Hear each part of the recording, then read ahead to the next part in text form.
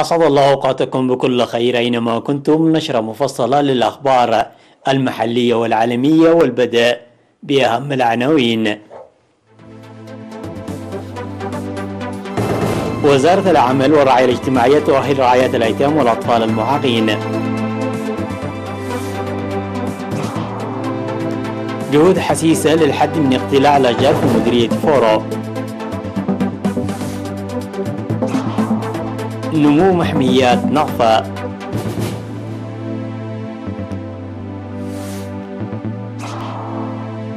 طائرات إسرائيلية تشن قارات على شرق سوريا وتسقط عشرات القتلى. حصيلة قياسية للوفيات بكورونا في الولايات المتحدة وقيود جديدة في الصين. بومبيو يتهم إيران بأنها المقر الجديد لتنظيم القاعدة، وظريف يرد. أهلا بكم. أفاد خبير رعاية الأطفال والأسر بوزارة العمل والرعاية الاجتماعية السيد يونس أرايا في المقابلة التي أجراها مع وكالة الأنباء الإريترية إيرنا بأن الوزارة قامت خلال عام 2020 بتأهيل أسر رعاية للأيتام والأطفال المعاقين على مستوى البلاد ب 4.2 مليون نقفة حسب اختياراتهم من المواشي والتجارة والزراعة وغيرها من المجالات. وذكر بأن الفرع رعاية الأطفال والأسر يعمل بالتركيز على الأسر الراعية للأطفال ويتيمي الأبوين أو إحداهم، بالإضافة إلى الأسر التي ترعاها المحتاجات. وقد تأهلت خلال العام الماضي أكثر من 400 أسرة كانت ترعى أكثر من 1000 طفل، حيث أمنت أكثر من 75% من تلك الأسر مصدر دخلها وحسنت حياتها المعيشية. وقال السيد يونس أن الأسر التي دخلت في عملية التأهيل اختيرت عن طريق اللجان، وتجرى دراسات مسبقة لتفعيل الدعم المقدم لها بما يؤمن مصدر دخلها بالاعتماد على ذاتها. وأشار السيد يونس إلى أن الفرع يرعى أكثر من 800 طفل يحملون فيروس المناعة المكتسبة ويدفع لهم 600 نقفة شهريا. وقد صرف الفرع خلال 2020 لهذا الهدف 3.2 مليون نقفة. وذكر السيد يونس لدمج الأطفال الأيتام بذويهم لتأكيد مسألة هويتهم، إضافة إلى تقديم الدعم الذي يساعد في حياتهم المعيشية، وعلى الأسر واجب إنساني لتنفيذ ذلك، والوزارة ضرورة تقديم الدعم لها.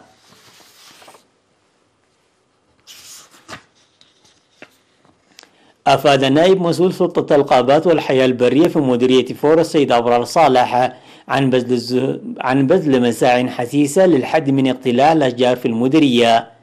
وفي المقابلة التي أجراها السيد أبرار مع وكالة إيرانا قال إن توظيف ما بين 10 إلى 15 حارس للغابات في كافة مديريات الإقليم لردع أعمال الاقتلاع ساعد في الحد من أنشطة القطع الجائر للأشجار. في الوقت ذاته شدد القيام بأعمال منسقة وجاد لمزيد من الفعالية. وأوضح السيد أبرار القبض على جمال محملة بالحطب في ليلة 10 من يناير لعام 2021 قادمة من مناطق محفيدة بالتنسيق ما بين أعضاء سلطة الغابات والحياة البرية والجهات المعنية الأخرى. كما تم مصادرة 23 كنتال فحم في مناطق وادي حداس وروبروبيا وقلعندي، وقد اتخذت خطوات لازمة على مخالفي القانون.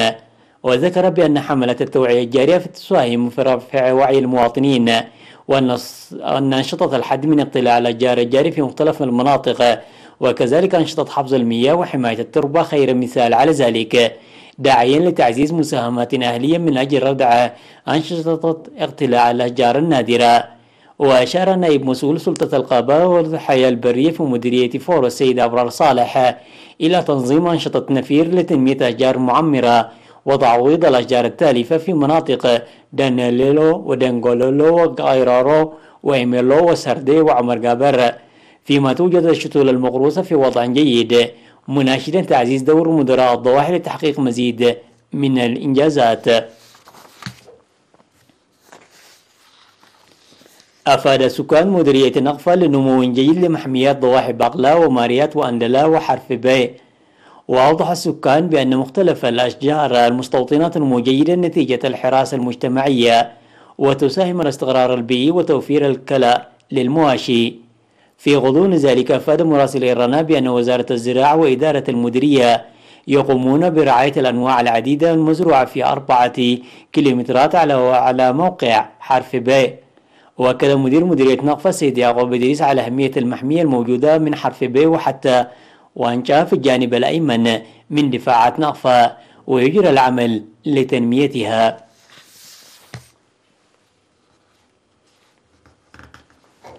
أفاد المواطنون في مديرية وسط دانكالي بأن خدمات طب الأسنان التي بدأت في مستشفى عدة العمومي خلقت لهم ارتياحا وساهمت في تقليل المصارفات والمتاعب، وقالوا أنهم كانوا يسيرون إلى عصب للحصول على خدمات طب الأسنان، ومع بدء الخدمات في مستشفى عدة ظلوا يحصلون عليها عن قرب.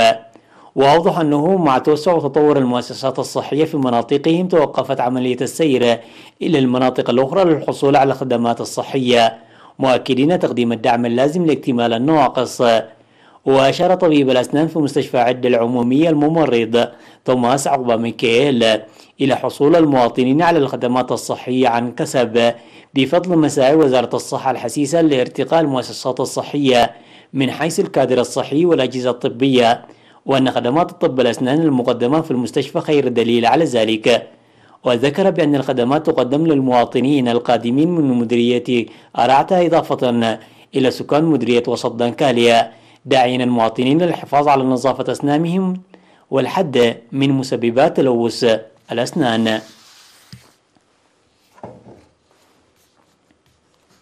صرح أعضاء نقل الدم الوطني عن ارتفاع الوعي فيما يتعلق بتبرع الدم، وخاصة التبرع الطوعي في إقليم شمال البحر الأحمر، مما ساعد ذلك إلى زيادة كمية الدم المتبرع به. وأوضحوا ذلك في مناسبة التبرع الطوعي التي قاموا بها موظفو الحكومة في مدينة مصوع حاضرة الإقليم، مشيرين إلى أن حملات التوعية الجارية رسخت ثقافة التبرع بالدم خاصة لدى فئة الشباب، وساهم ذلك في إنجاز أنشطتهم وتفعيلها. وذكر فرع التبرع الطوعي في الإقليم زيادة وعي المواطنين في المدن والريف بخصوص أهمية التبرع بالدم، وأن حوالي 900 وحدة دم تبرع بها موظفو الحكومة في مدينتي مصوع وجندع خير دليل على ذلك. وأشار المتبرعون بالدم إلى أن تبرع الفرد بالدم وهو بكامل صحته يساهم بفعالية في إنقاذ الأشخاص المتضررين، مناشدين ترسيخ ثقافة التبرع بالدم على المواطنين.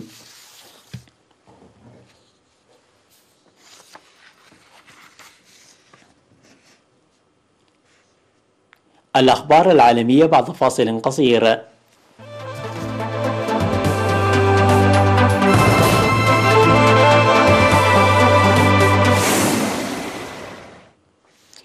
ارتفع عدد القتلى جراء القارات الإسرائيلية على مناطق في شرق وجنوب شرق سوريا إلى 40 قتيلا. فقد أفاد مدير المرصد السوري لحقوق الإنسان رامي عبد الرحمن بأن عدد القتلى بين أفراد الجيش السوري والفصائل الموالية لإيران جراء القارات الجوية الإسرائيلية التي استهدفت مواقع عسكرية ومخازن أسلحة في شرق سوريا ارتفع إلى 40 قتيلا، بينهم 9 جنود سوريين وأكثر من 30 جنسيات أجنبية. وأكدت دمشق وقوع عقارات على المناطق من دون أن تتطرق إلى الخسائر المادية وفي الأرواح بحسب ما نقلت وكالة الأنباء السورية سانا. وشنت إسرائيل مئات الضربات الجوية والصاروخية على سوريا منذ اندلاع الحرب الأهلية في جارتها الشمالية في عام 2011، وقد استهدفت هذه الضربات مواقع للجيش السوري وأخرى لقوات إيرانية ولحزب الله اللبناني. وفي تقرير نادر قال الجيش الإسرائيلي قبل أسبوعين أنه قصف خلال العام 2020 نحو 50 هدفا في سوريا.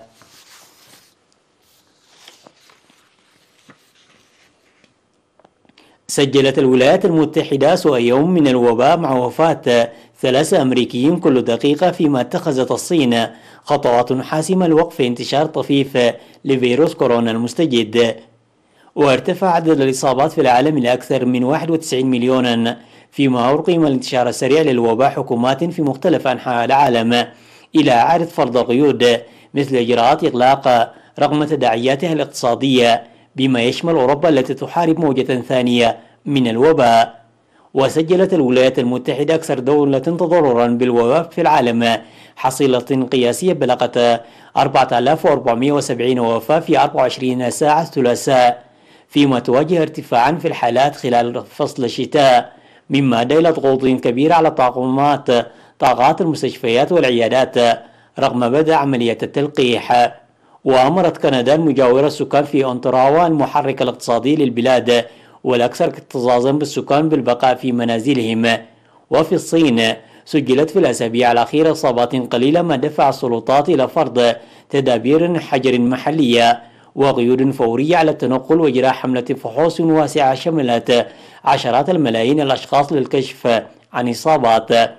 وأعلنت حكومة إقليم هيلونغجانغ البالغ عدد سكانه أكثر من 37 مليون نسمة حالة طوارئ، وطلبت من المواطنين عدم مغادرة الإقليم إلا للضرورة القصوى وإلغاء المؤتمرات والتجمعات. اتهم وزير الخارجية الأمريكي مايك بومبيو ثلاثاء إيران باحتضان المقر الجديد لتنظيم القاعدة، مؤكدا قبل أيام من مقالته منصبه أن الرجل الثاني في التنظيم الإرهابي قتل في طهران. وأكد بومبيو في تقرير لصحيفة نيويورك تايمز ذكر أن الرجل الثاني في تنظيم القاعدة قتل العام الماضي في طهران، رغم أنه لم يقل أن إسرائيل نفذت ذلك. وكانت صحيفة نيويورك تايمز قالت في نوفمبر أن القيادي بالقاعدة أبو محمد المصري المتهم بالمساعدة في تدبير تفجير سفارتين أمريكيتين في إفريقيا عام 1998 قتله عملاء إسرائيليون برصاص في إيران. وجاء رد طهران من وزير خارجيتها محمد جواد ظريف الذي اعتبر أن منفذي اعتداء 2001 لم يأتوا من إيران.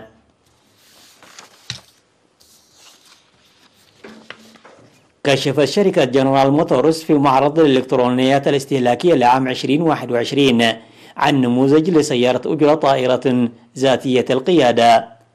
وعرضت الشركة سياراتها الكهربائية التي تندرج تحت علامة كاديكا التجارية، كاشفة أن سرعتها القصوى تصل إلى 90 كيلومترا في الساعة وتتسع لراكب واحد، وزودت بمحرك كهربائي بقوة 90 واط.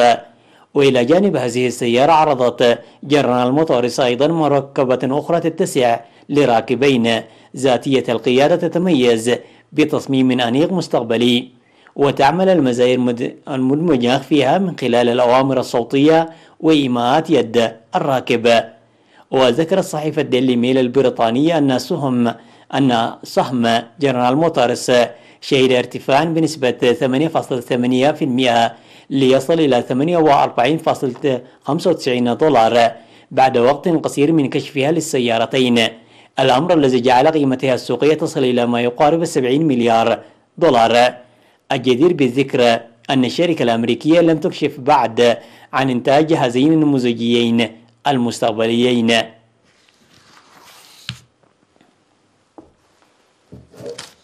وصلنا إلى نهاية النشرة التي قدمناها لكم من الفضائية الإريترية، وإلى اللقاء.